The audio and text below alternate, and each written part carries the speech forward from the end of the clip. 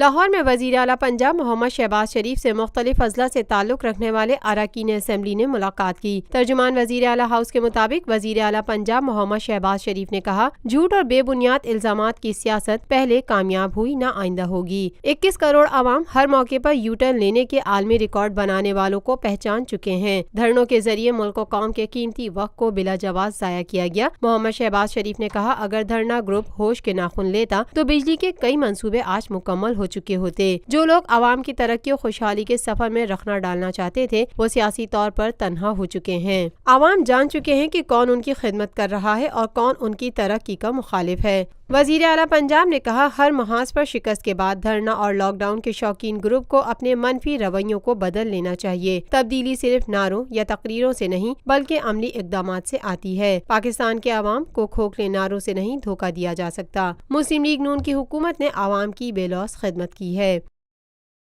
Lotus Lake Towers, a groundbreaking endeavor by Lotus Properties.